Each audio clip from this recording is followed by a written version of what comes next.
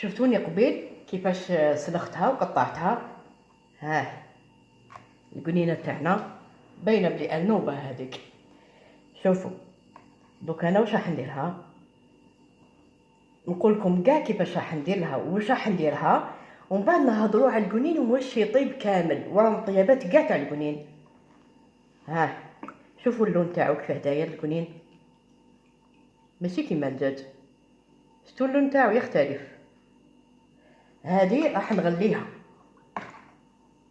نغليها مليح حتى يدخلها الطياب، على خاطرش القنين كي تحبي تقليه ولا تحمريه امبوسيبل، تحمريه ديريكتومون ما يطيب لك يابس، فهمتوني، يجيكم يابس.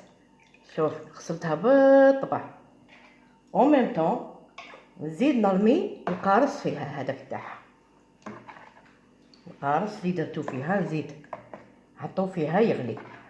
دوك ندنيها ونهضروا عليها هكذا. قبل ما نقول واش ندير فيها كامل القنين، الناس بالبزاف يعرفوا القنين يندار بالملوخيه ولا بطاجين الزيتون بالكثره، يحبوه كامل ويعرفوه غير بطاجين الزيتون. معروف القنين سورتو في الجزائر يموتوا عليه بطاجين الزيتون. انا نقول لكم القنين يجيب الشوربه تاع المرمز، يجيب الشوربه تاع الفرميسال، وسورتو للنافسه هادو اللي يحبوا، سورتو البنات اللي يكتبوا لي في تيك توك الماكله تاع النافسه.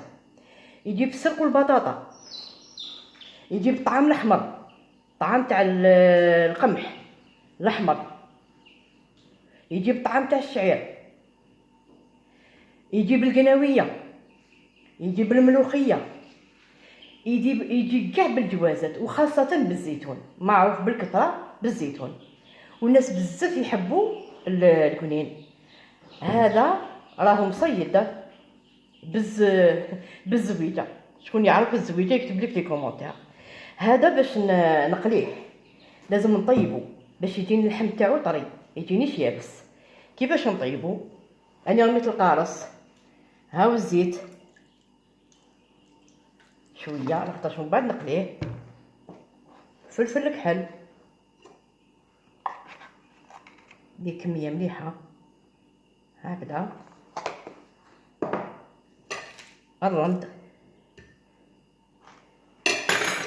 والثوم نقطعوه هكذا عشوائي هكذا مع البصله والملح، نخليه يطيب. كي نديرو الموس نلقاه دخلوا الطياب، هاي وريقه واحده اخرى تاع الرند،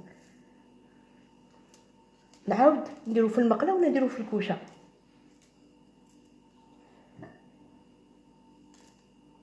هادو في خاطر اللي يحب القنين مقلي ولا في الكوشه هكذا يطيب، لازم تدخليه في الماء سينو يطيب لك يابس وما يطيش شباب وما يطيش بنين.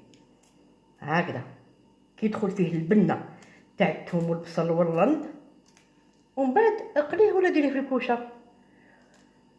واللي يحب يفورو كيما الدجاج الفاير واللحم تاني دوزنيه بالطبع بالفلفل الكحل والملح والثوم والبصل داخل بابي الومنيوم، وحطي الاطراف كل طرف حطيه في جهه في بابي الومنيوم وفوري، تاكلي كيما الدجاج الفاير واللحم الفاير.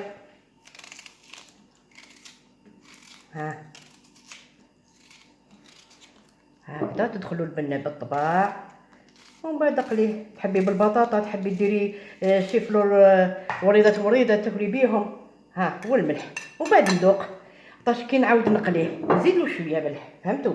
ما درتلوش بزاف.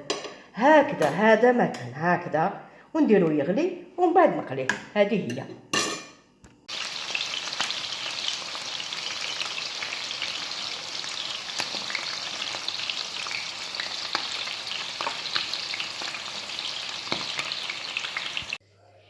هاي القنينه تاعنا هاي طابت، قليناها ودرنا فريت اوملات المعدنوس البيض كيما بكري الله الله.